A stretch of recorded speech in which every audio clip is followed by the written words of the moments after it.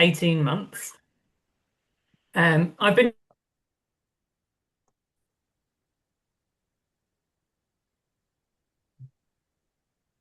Oops. for online worship on a Wednesday lunchtime. Um, I'm I'm also very I regularly attend summer school, and I know some of you from summer school, and that's an important Unitarian home for me. And I work with my husband Ned, and we make charcoal and we do cobblers working. So we're all involved. We're both very much involved in woodland working and being close to the land.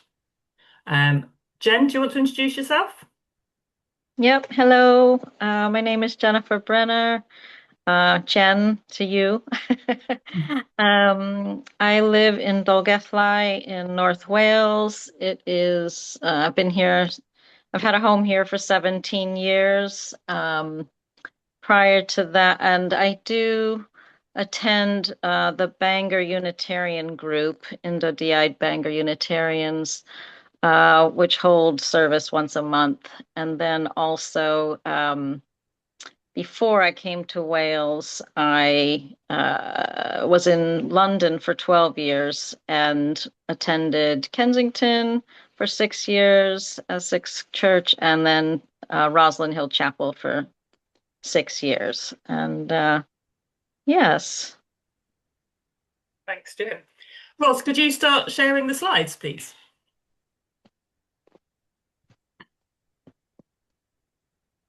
Oh, you're muted, Ross, which is very good etiquette unless you're talking.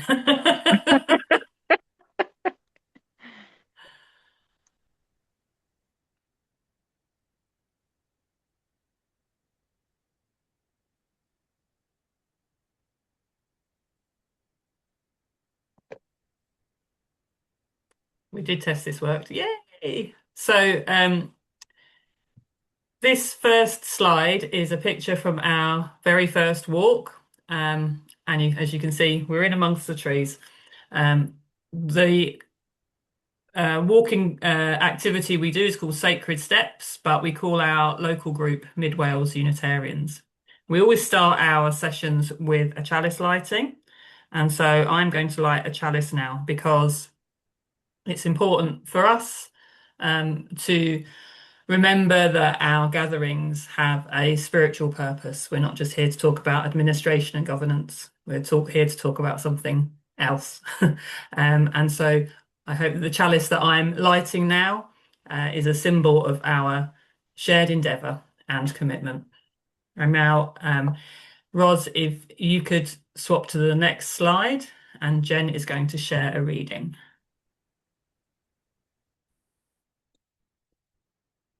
The Song of the Flower by Cahill Gibran.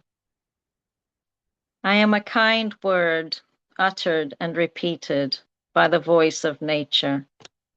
I am a fallen star from the blue tent upon the green carpet. I am the daughter of the elements, with whom winter conceived, to whom spring gave birth.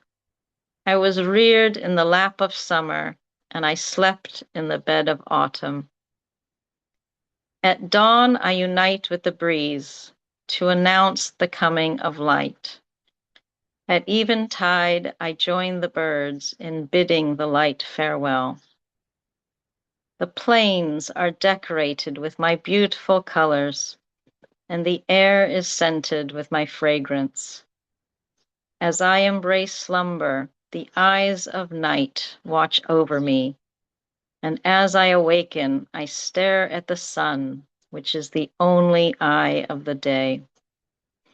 I drink dew for wine and hearken to the voices of the birds and dance to the rhythmic swaying of the grass. I am the lover's gift. I am the wedding wreath. I am the memory of a moment of happiness. I am the last gift of the living to the dead. I am a part of joy and a part of sorrow. But I look up high to see only the light, and never look down to see my shadow. This is wisdom which man must learn.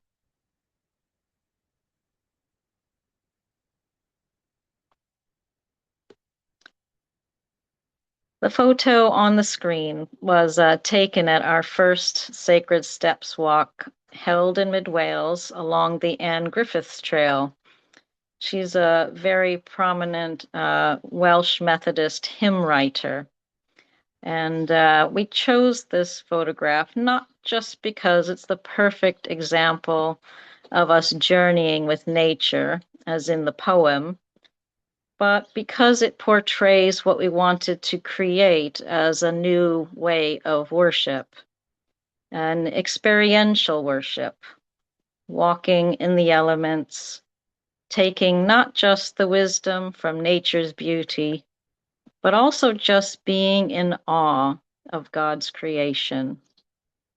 Awe is the best description for what participants seem to feel when we walk together with intention, a sense of something bigger than ourselves, a portal to another realm where we can commune with the divine.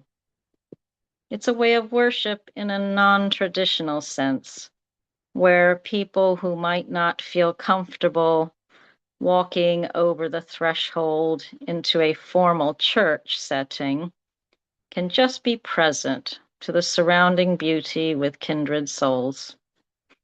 Walking as a physical and mental health benefit and pilgrimage, particularly to significant historical sites, have regained vast popularity across the board.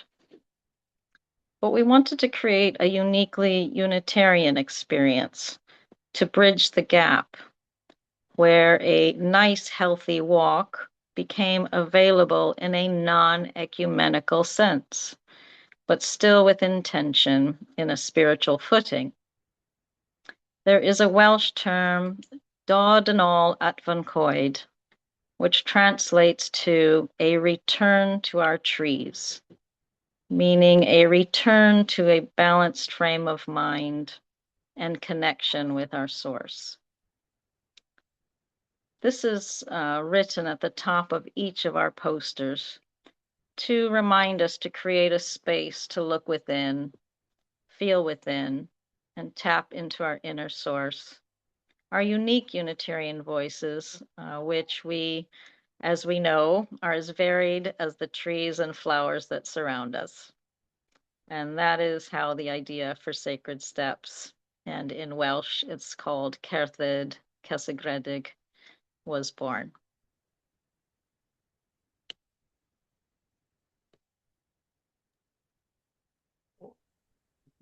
Thank you, Jen. Ros, can you pass on to the next slide, please? Thank you. A question I asked recently when Jen and I visited a Welsh Unitarians event at Gethlyon and Chapel was, what would you do for church if you could do anything? And that's where the story of the group begins. Jen and I did not know each other before I moved to Wales. We were introduced to one another by a mutual Unitarian friend who saw that we had much in common. I had just moved to Wales and Jen lived nearby. Well, she's nearly an hour away, but that is considered nearby where we live. It was just happenstance, or was it, that we were in a similar part of the world with similar interests and compatible skill sets. We share a deep spiritual engagement with the natural world, an interest in doing Unitarian worship differently and specifically outside, and a commitment to Unitarian witness. We both have experience as worship leaders. We're both administration savvy. And Jen additionally brings great design and graphic skills. Theologically, we have maybe a slightly different emphasis, although I'm not sure it's visible in our walks. I lean more towards Unitarian Christianity, and Jen maybe more towards Earth Spirit. I guess it's arguable. But I think that's really healthy and important and a helpful balance for us both. At our first meeting, we sat in the sun and left after an hour, already with the idea of forming Mid Wales Unitarians as a group and having sacred steps as our primary activity. We only knew two other Unitarians in the area, Jean and Alex Bradley, who some of you might know are currently the GA president, which rather depletes our numbers on walks because obviously they're rather busy zooming around the country. We agreed, however, that even if it was only just the two of us, just Jen and I getting together, it would still be worthwhile. We had our first Sacred Steps group 2 months later, led by Jen. Friends from Bangor Unitarians and Shrewsbury Unitarians joined, alongside a non-Unitarian who had seen our Facebook post shared by a friend of mine. That made 9 of us in total, and 9 of us turned out to be the upper limits of our attendance, but actually that feels okay. Maybe better than okay, maybe feels good. More than that might actually be too many in terms of having space for deep sharing and engagement. Our sessions evolve each month, and fairly early on, we started to adopt engagement group principles, and I'll say more about that later. We've had 12 so far. This Sunday just gone was our 12th. Jen and I have led 10 of those, and 2 of them have been led by others. One of those others is not, in fact, a Unitarian. And we really try to encourage this. We try to encourage others to take a role in leading the walks. Mid Wales Unitarians, as the group which holds the sacred steps, has no committee.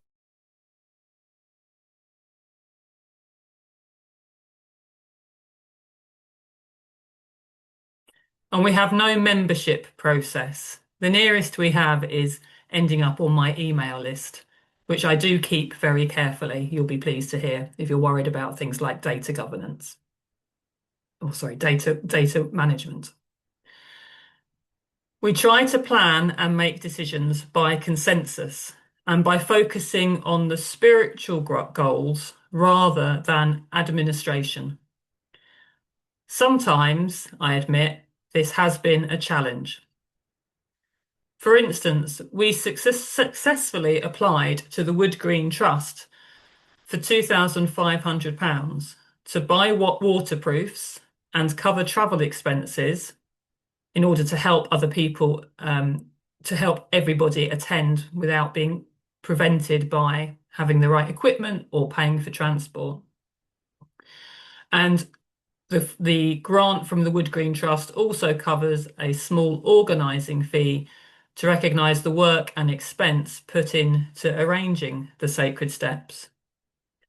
So we had the money, but we had nowhere to put the money because with no formal existence, we don't have a bank account. Luckily, our lovely friends at Gethlyon and Chapel came to the rescue and they act as our fund holders. We've had various people ask us how we do things, and we want to try and have some common understanding of sacred steps. As Jen said, it's not just a nice walk, and we want people to understand that if they use the term sacred steps. So we've created a resource which we'll keep updating with our experience, and we're happy to share with yourselves. It exists online. We'd love sacred steps to be happening around the country, but we want it to be more than going for a walk together. Sacred Steps is our core activity in Mid Wales Unitarians, but we recognise that there are Unitarians nearby-ish who cannot take part because of the walking. So we're always encouraging others to pick up and lead on anything they'd like to see happening. To go back to the point I made at the beginning, what would you do if you could do anything? MWU, Mid Wales Unitarians, as a collective, will support in any way we can. Currently, Jen and I do the majority of admin and activity leading, but we'd like to see that change over time, and we're actively trying to support others so that that does change. So we have a more visibly and actively collective and collaborative group, united by our faith, values, and location, but not hampered by looking after a building, running committees, or worrying about administration. We're sometimes impatient to be further along, but we're learning to trust the process. And also, the two of us as individuals are learning to say no, although having to remind each other regularly to say no to offering more than we have the capacity to do. And now I'm going to hand back over to Jen. If you could change the slide, please, Ros. Thank you.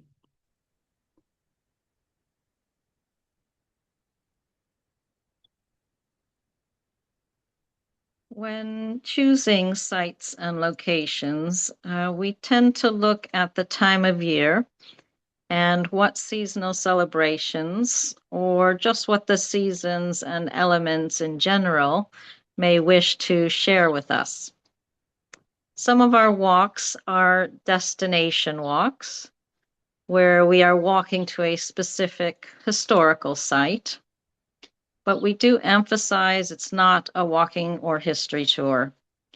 Location was just chosen to anchor the theme for the walk.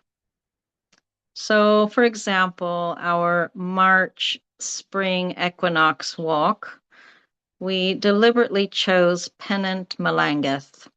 And Melangeth is a saint, 7th century Welsh abbess, who is seasonally appropriately deemed the protectorate of hares.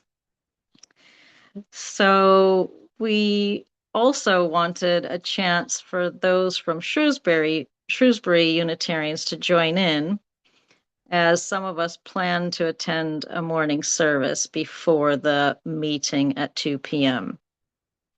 So Saint Melangeth is in good company in the in the spring Ostara saint, goddess.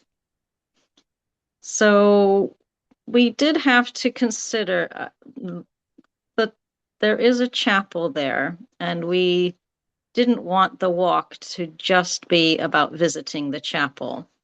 So we have developed various options for those who may not wish to climb the steep track up to the healing well.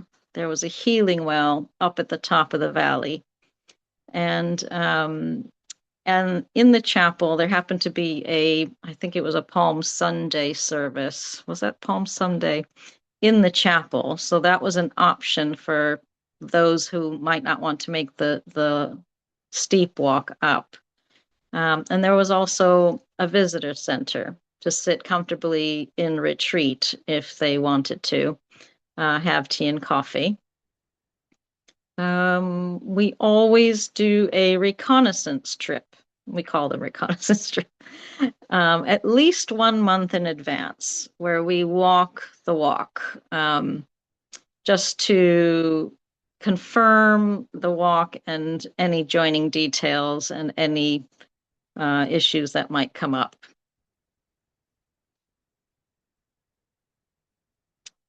An absolute gem and bonus to our day at Pennant Melangeth, and we've had quite a few little serendipitous things happen throughout the different walks, was the company of the guardian of the church and shrine, Reverend Christine Brown. And she fed us biscuits and tea at the center, and she ended up telling us her story as one of the first women to be priested in the Church of England. And she was a fascinating and engaging storyteller. She enlightened us with stories of the yew tree because there was part of the walk was also the fact that this ancient 1,000-year-old yew tree. Um, and she brought out her poison chalice. She actually had a chalice made out of yew wood, with the paradox of the chalice made of yew that turns liquid into a toxin. So that is the very good example of how all of the theme and the season and the walk tie together. Other walks are free range. I call them free range, where we walk free in solo or in pairs. Um, we had a walk on Borth Beach. We had a beach walk. And then we also walked on Mel and Ned's land. And those have a theme, not necessarily a destination. So again, it is more just about being in commune with the elements and nature. Um, we often have times where we have a bit of meditation in the middle. And then we always come back together at the end of the walk. So we do maybe 40 minutes to an hour, one direction, have a meditation, 40 minutes to an hour, return. And then we always share closing words and we get to share any insights or writing that may have come up for us. And that is passing on to back to Mel.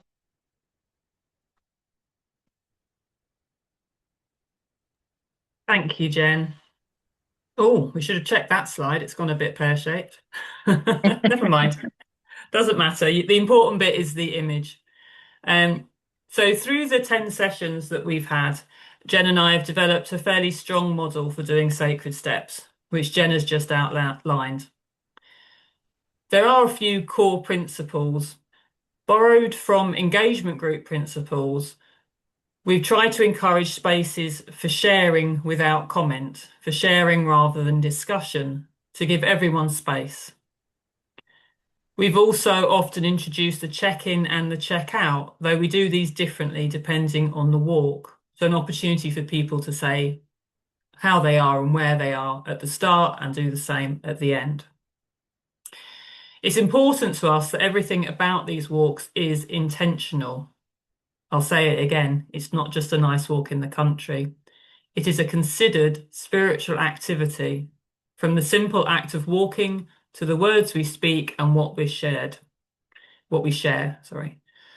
We're committed to ensuring the walks are a space which feels safe for people who don't know about Unitarianism or for people who are used to traditional worship.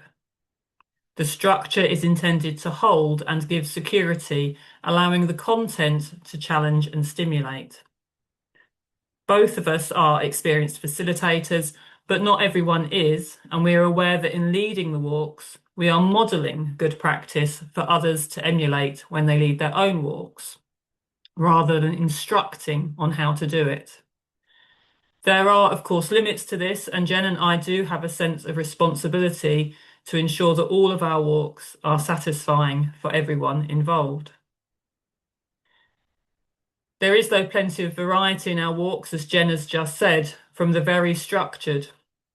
So to use the example that Jen gave, the walk on Borth Beach, we walked short distances, reflecting on a specific question in silence, before joining in a short ritual, and then repeating with a new question. And the top picture is some of the items that were gathered in one of those ritual moments. At the other extreme, we have walks like one in Havering Forest, which started with some readings and information, and then involved walking and chatting with gentle encouragement to focus on our theme. The ritual at the end was to throw a leaf into the River Severn, to symbolise letting go. Ritual is present in all of our walks. It may be as simple as a chalice lighting, But there is usually some other ritual too. Sometimes planned lightings, sharing of objects, and sometimes spontaneous, such as joining our hands around an ancient yew, as we did at Pennant Melengith, or paddling in the winter sea, as Jen and I did in Borth, much to everyone else's amusement, or in eating watercress from the healing well, which was in the photograph on the previous slide.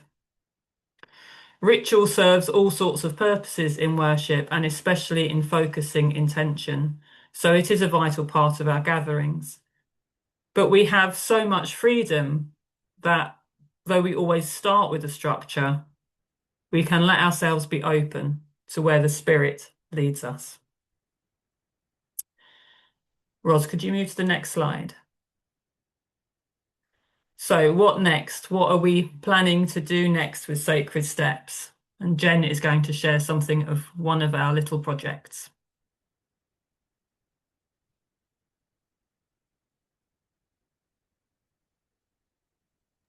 Are you there, Jen? Yeah. Mid Wales Unitarians has, well, we've created a nice connection with some of the South Walian Unitarian groups, in particular in Gethlionen, since they're holding our funds. And also, we spent summer solstice with them, with the Reverend Rory Castle Jones. He actually led that service. We attended the service in the chapel, and then we did a lovely walk up to the what do you call it? The peak of the hill there. Yeah. And this connection with South Wales is starting to really bring home the idea of introducing a bit more Welsh language into our services. And so I am just going to finish with one of the there is a Welsh Unitarian hymn book. And we sang at the Gethlionen service, we sang two of the hymns in Welsh, and one of them is called Agor i'r goleuni glan, and it translates to open to the pure light. So I'm going to just read the hymn. We're not going to sing. I'm not going to scare anybody. um, but the translation is, are you afraid of the enemy? Afraid of losing the day? Sometimes your hope is weak. Sometimes your faith is weak. Polish your windows to see the sun, open to the pure light. Do you sometimes lose sight of your God? Are you afraid of dying instead of ever living? Polish your windows and see the sun, open to the pure light. If you want to see the path that leads above, if you don't want to get confused in the black darkness, polish your windows to see the sun, open to the pure light. And just to test my Welsh pronunciation, I'm going to read it in Welsh now. Wyt ti'n ofni'r gelyn, ofni colli'r dydd, weithiau'n wan dy obaith, weithiau'n wan dy fydd. Gloi a dy ffenestri i'r gael gweld yr haul, agor i'r goleuni glân, agor i'r goleuni glân. Wyt ti'n colli'r olwg weithiau ar y dy diw? Wyt ti'n ofni marw yn lle byddol fyw? Gloia di ffenestri i gael gweld yr haul, agor i'r goleuni glân. Os am weld y llwybr sydd yn arwain fri, os am beidio drysu yn y twelwch ddi, gloia di ffenestri i gael gweld yr haul, agor i'r goleuni glân. So that is hoping to incorporate a little bit more Welsh language into our um, gatherings. And we're also, I think Mel and I are going to try and um, come up with some opening words and closing words that we can say in Welsh as well. So that's it for us. We've got a program already decided from now until December. So we have walks and themes already selected for the upcoming year. So if you ever find yourself in mid Wales, be sure to join us. Oh, thank you both. You could sense um, there was a real sense of connection in the way that you were speaking, really, that and a flow that seemed to extend far beyond the small group, but and obviously a larger network now. It was just beautiful. Thank you. Um, we can take some questions now, if that's okay. So if you either want to put a digital hand or a real hand up, and we'll take them in turn.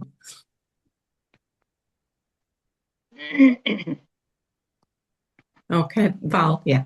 Oh, I loved that. I just wish I lived nearer.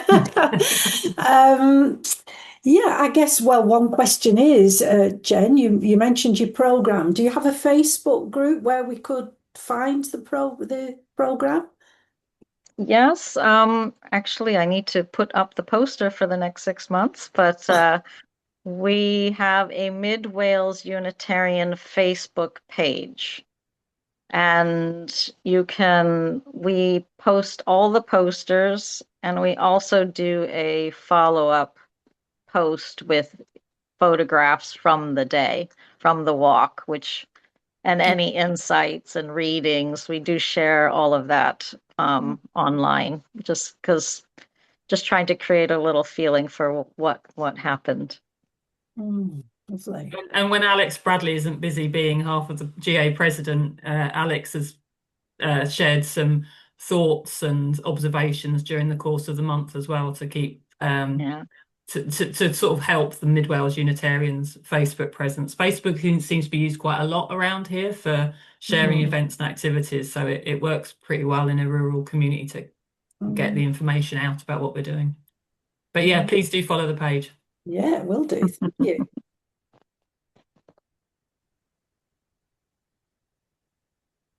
We should probably say, Mel, that we wrote the resource guide because some other groups have been asking for guidance on how to lead their own groups in their own area. So there was a York group in York, I believe, who was it Mill Hill, who Yeah, Leeds. wanting to leads wanted to set up a walking program. And so we sent them the guide. And then there was a chap in Scotland as well who was interested as well. So, my small steps. Sorry, cliche. Indra, can you unmute yourself, Indra? Yeah, sure. So I was just the thought occurred to me that what do you do during the winter time when perhaps it's not so pleasant to go out? Or do you indeed go out when it's maybe snowing or something like that? Yeah, we go out. We go out. We go Now, out. It's one of the pictures in one of the previous slides was winter solstice. And it's funny because it seems like the seasons and the weather seem to match the theme. Um, it was literally you couldn't see your hand in front of your face, really. And I was glad that I had walked it beforehand. Um, but it was literally dark, misty, chilly, but then we had a little ritual at the big standing stone and, we warmed up afterwards. We We went down to Mel and Ned's house. It wasn't far from their home. And we had tea and mince pies, and it was fine. So yeah, we've got waterproofs and wellies that we can offer to people. We will go out in all weather. Thank you. I think All Souls Day, All Saints Day, All Souls Day was maybe the wettest. Mel, what would you Yeah, think? Yeah, it wasn't a super long walk. no. We ended up at a healing well, but it was wet. I remember it being quite It was wet, and that was the point in which we decided we really needed to have wellies and yeah, waterproofs because one person who joined us really wasn't well equipped for the weather. Um, yeah. but we do try to, we try and make sure that we've got things with us. So myself and my husband have got some first aid training. We always have a first aid kit. When the weather's hot, like it was this Sunday, we had spare sun hats and sun cream and extra cold water in our car. When it's cold, we bring extra jumpers and woolly hats. And our boot is full of, well, it was also full of charcoal on this particular Sunday, but our boot is always full of things in case we need them. So we do try to think ahead. And actually, well, except for that one occasion when we realised we needed to have these things, we've not needed them. But we try to be cautious, but the whole point of being out in nature is that nature is varied, and if we're only fair weather walkers, we're not really experiencing Mhm. what it is we're here for. Oh, sorry, Patrick, you go first. Right, well, okay, unless you want to, Oz, but yeah. I mean, there's a couple of things really. First, I mean, I'm fascinated by what you're saying because you obviously have to work quite hard to make sure this stays intentional and doesn't. You seem to feel it's really important, as you say. It's not just a walk, or it's not just this, or you're not just going somewhere, or you're not just having a cup of tea. The whole thing is it's a whole holistic kind of thing. But what I was trying to get the idea was when you said, "Oh, sometimes we split up and walk on our own or in at twos." Do you talk when you're on the walk or not, or do you decide that beforehand that certain Yeah. times you will or you won't? How does that kind of work in terms of how people interact? We do try to be very intentional about what we're asking people to do, and Mm. sometimes we have to go with the flow. So sometimes we've had cases where we maybe have planned for people to walk in silence, but actually the vibe of the group is that people don't want to, and then we have to think a bit differently about how we're doing it. And that's really what I was saying about being responsive to what's happening. So when Jen and I, when we're planning them, we always plan around what is going to happen at any given point. So we're going to walk in silence, or we're going to walk and not give people instruction, and people can choose whether they want to walk. But it is about being clear what we're hoping people will do in order to set that intention, but being prepared to go with the flow when that is more appropriate. And again, that's what would you do if you could do anything? In a church, you don't really have that. If you're having a Sunday service, you don't really have the opportunity to say, actually, you know what? You guys are not down for a sermon today. Should we just sit around and talk about what's been happening this week instead? That's just not really an option, but it is an option for us. That is the sort of thing we can do because we're freed from those constraints. But we're only freed from those constraints if we are intentional about it. Jen, have I missed anything in that? Just no, but just we do have really deep chats. Like Mm. sometimes those chats are not just about the weather or what we did last week. It really is about what's going on in our lives. And so that is when there is definite sort of license to talk.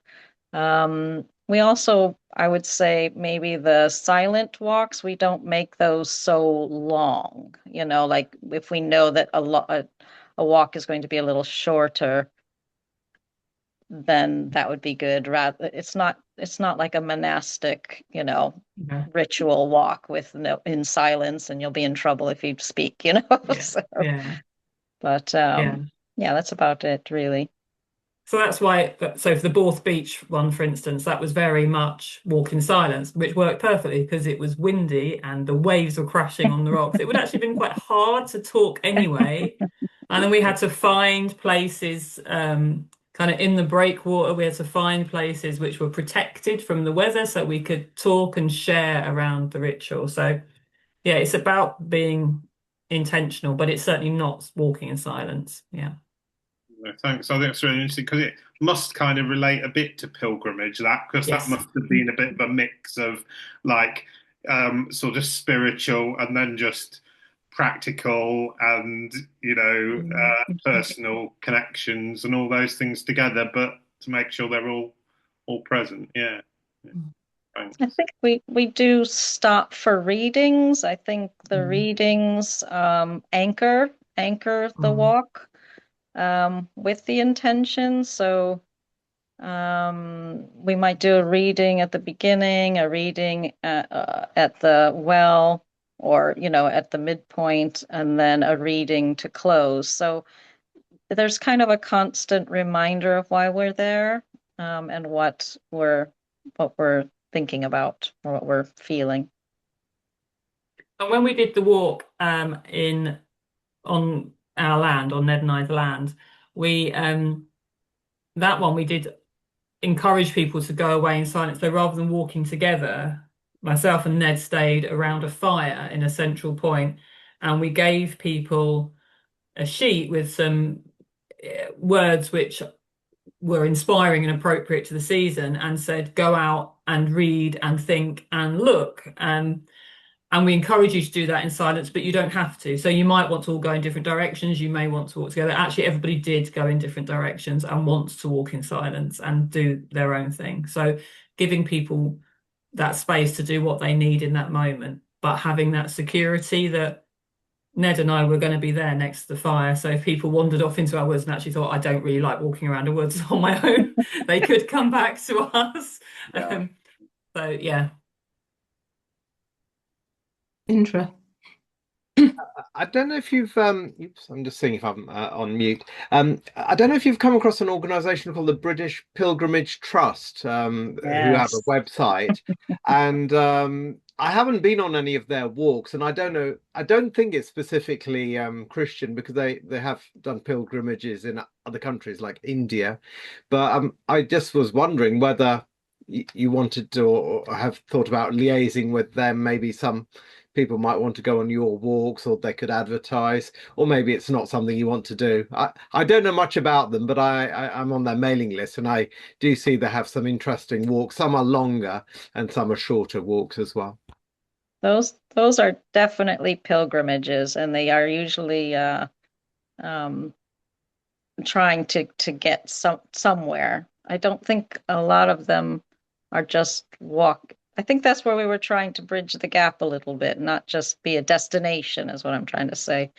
I have looked at their. I used to be. I am a member. I think I still. I think I still pay the membership.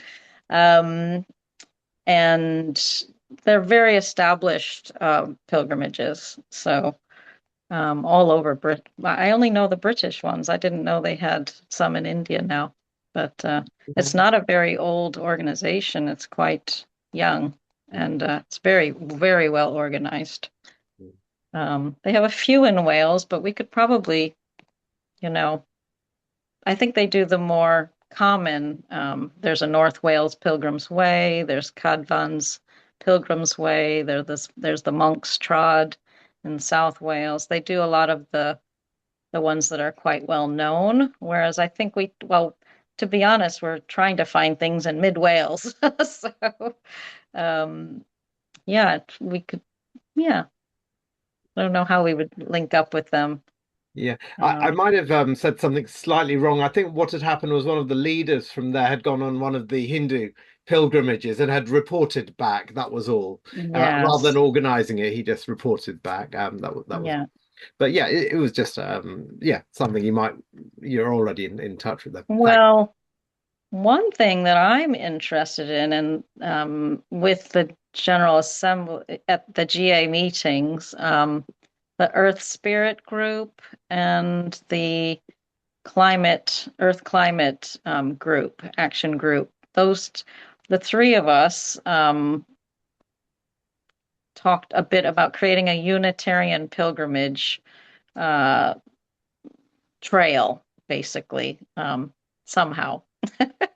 So you could walk from chapel to chapel and over the course of a year or something, and you do different parts of the country at different times. And yes, that would be fabulous. I don't know how to pull that off, but You remember that thing I said about saying no, Jen? yeah, but that would be amazing, I think. It would be amazing. Carol, do you want to say anything about your Unitarian pilgrimage you went on in Poland? Yeah, I'm Carol. I'm Jennifer's friend, and we actually went to the lay leadership training, the intermediate course together, and I'm staying with her for a couple of days. So yes, I attended a pilgrimage in Poland. So it was about the Polish brethren, the Unitarians, Arians, Armenians of the 16th century, 15th century as well. And it was a pilgrimage in a historical sense where we were visiting very meaningful places in the history of Unitarianism, like very early history, um, like the Rakovian Catechism, like it's that early. But we went on a bus because these places were very remote and distant, like from one another. Um, so we were basically in a bus and we had teachers and more experienced ministers telling us the stories. But it was pilgrimage nevertheless, because we heard about these stories for a long time and then we were able to witness that. But it was not walk focused. Now in Transylvania, they do have something called Via Unitariana. It's an actual walking pilgrimage across meaningful Unitarian landmarks. So I think that would be a little more similar to what Sacred Steps proposes, but it's still very different, but it's more similar. And that one I have not attended yet.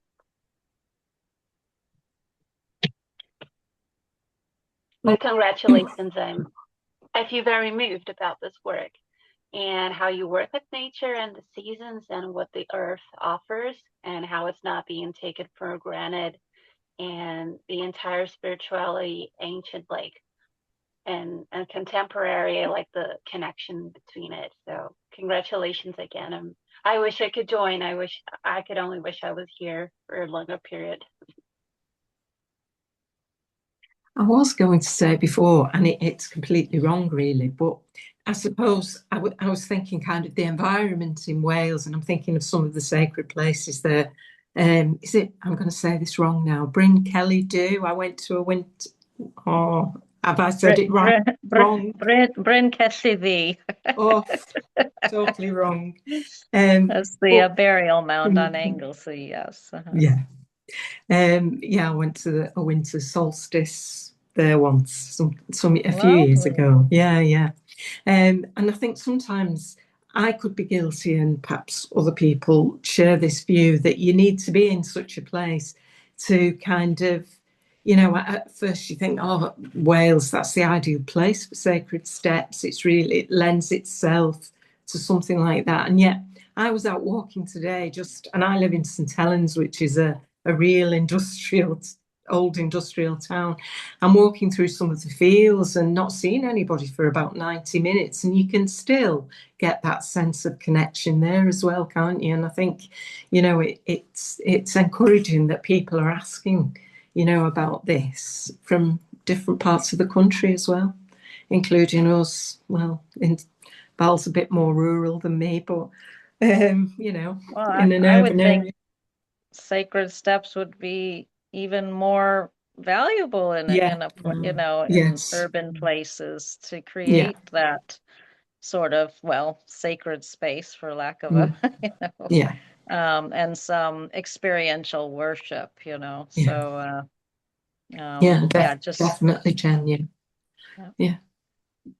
Val? Yeah, if we time, Ros, I'm not sure what your what are we? is. We're up to, I think we've got time for one last question. Val, go Okay, ahead. well, it's advice I'm going to ask you for. Because right at the other end of the continuum, I mean, I am a Unitarian and it sounds wonderful, but I want just to move towards the other end of the continuum. I'm a member of something called the Slow Walkers Group, which is just a Facebook event-based thing. You say you're going to meet up, that kind of situation. And I've been on a few, lovely group, lovely people, but it's too chatty for me. And I'm just wondering whether to offer some kind of very gentle time to say, shall we just have a moment's silence and just have a look at the world around us and just see what that feels like? Just to introduce that sense of silence and awe and pause. Probably not into a regular one, but maybe just to announce that and say, well, my offering would be such and such a thing. And this is what it'll be. It'll just be a time for, there could be a reading, there'll be a pause, there'll be an invitation to be quiet and reflect. What would you guard against? What I'm just open to your views. The first thing that sprang to mind is I wouldn't do it unannounced, but what you're suggesting, Val, sounds eminently sensible. My suspicion is that if you offered something like that, there would be people who would sign up who might not sign up for the other sorts of walks, because actually, if it's called a slow walking group, they might be looking for something which is not just physically slow, but quieter and calmer. That it's almost like offering you could think about it in terms of offering a quiet space walking rather than, something like that. I think it would be a fantastic idea. I think what you're suggesting in terms of giving people notice that that's what you're going to do makes perfect sense. I suspect you'll find that it different.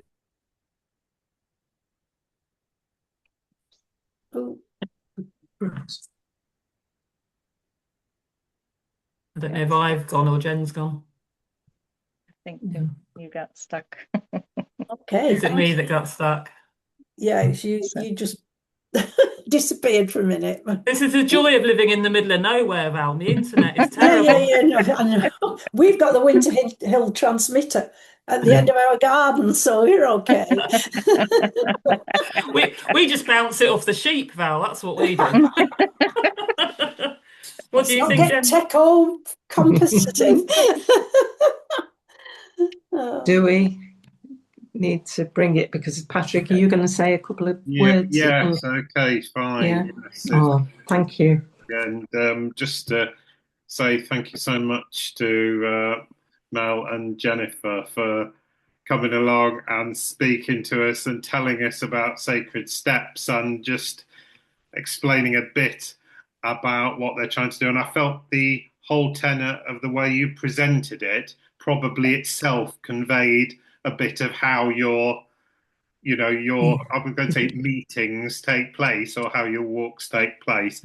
And it was really interesting and really, really lovely to be part of that this evening. So thank you so much for finding the time to come along and share that with us. And hopefully we've got, obviously with Val talking, I think other people, we've got some ideas of how we might be able to draw on some of this in different ways, different settings, like you were saying, Ros, and just seeing where this could go. But thank you for being the people who've taken the first steps, as it were, on this, the bridging that you were talking about. So it's really great. Thank you ever so much.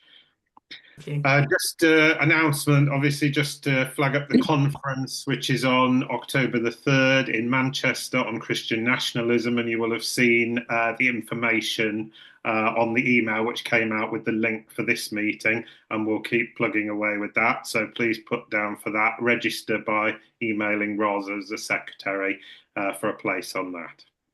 And I thought we'd conclude with the National Unitarian Fellowship prayer, just to have a little bit of a quiet time. It's an old prayer in a way. I mean, we've been going for, 80 plus years. So it's a kind of old fashioned prayer, but somehow I still feel the elements of it convey something about what our fellowship is and some good things in a world where there's a lot of stuff gets to screaming and difficult. It's a really benign and positive prayer. So just for a few moments, just maybe to be quiet, then we'll perhaps have the prayer, and then Mel, maybe afterwards you can extinguish the chalice if it's not already gone out. Okay. So just have some quiet, and maybe if you wish to just take some deep breaths with me, a deep breath in, and in your own time out again, and a second deep breath in, and in your own time out again, and a third deep breath in and out again.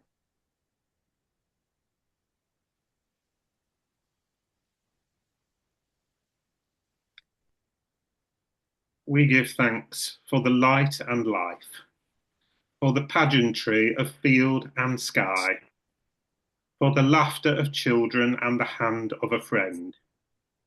We give thanks for the gifts of poetry and music, for beauty unfolded, for philosophy and science, and all that helps us in our quest for meaning.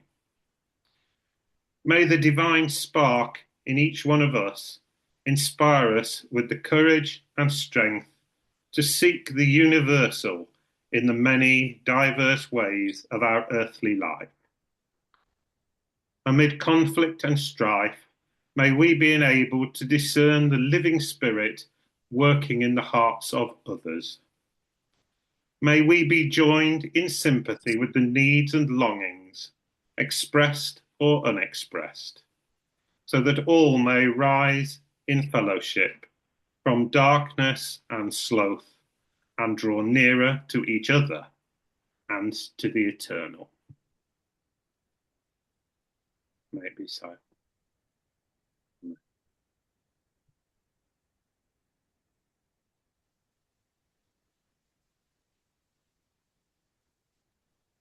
Thank you, Mel.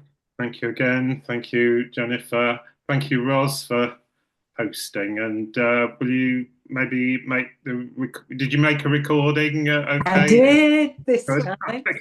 And I got the slides as well. Oh, Okay. Thanks, Ros. so thank you, Mel. It is very interesting. And Jennifer too. Yes. Thank you You're very welcome. much. New Thank you. generation. Yes. I'll be in touch, Mel and Jen, about some details. Okay. All right. Thank you ever so Thank you very much. much. See you all again Thank soon. you. Bye bye. Bye. Bye. Bye-bye. Bye. Bye. Bye.